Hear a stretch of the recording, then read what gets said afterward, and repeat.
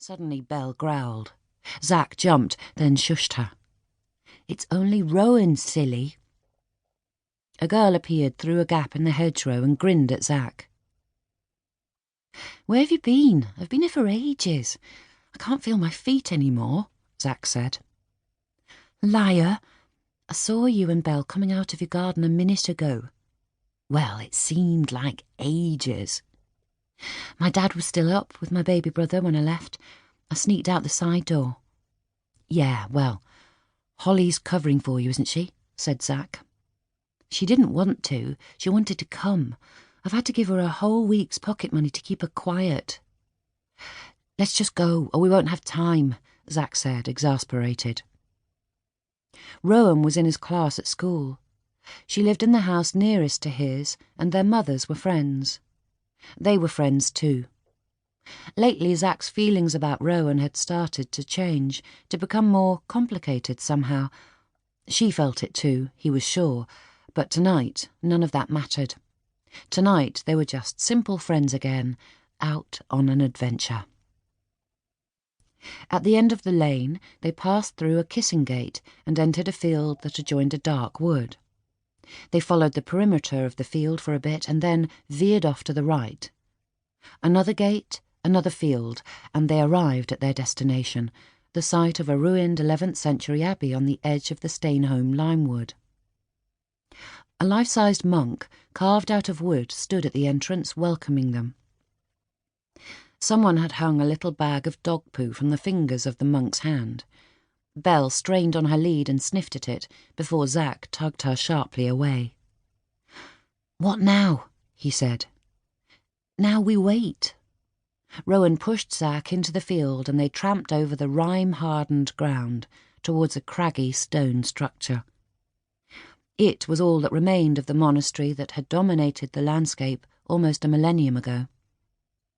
There was a jagged stone tower, 3 or 4 crumbling arched walls, and some mounds of earth, sites of buildings lost long ago. It was a lonely spot. Zack had been here many times, but never at night. "We can hide in the trees over there and still have a perfect view of the ruin," he said, pointing at the wood fringing the field. "Can you hide from a ghost?" Rowan asked. "I don't know, but I'll feel safer if we're not right out in the open. Anyway, you know it's not the kind of ghost that harms people. It just sort of floats between the arches." They were talking about the white monk, so called because of the white robes worn by his order. He was reputed to haunt the abbey ruins. Zack's class had gone on a ghost tour in Stromford a few weeks ago, and when he had heard that they lived near the ruins of Stainholme Abbey, the tour guide had told them about the white monk. Of course, they had heard the legend many times before. An 11th century abbot had been accused of practicing Satanism, and, as punishment, he had been bricked up alive in the walls of the abbey. At night, especially when the moon was full, his ghostly spirit could be seen drifting among the abbey ruins. The tour guide, whom their teacher claimed had once been a famous actor, told the story so vividly and with such theatricality that Zack immediately decided to see the white monk for himself. He planned to catch him on film and send it to one of those ghost hunting programs on the telly.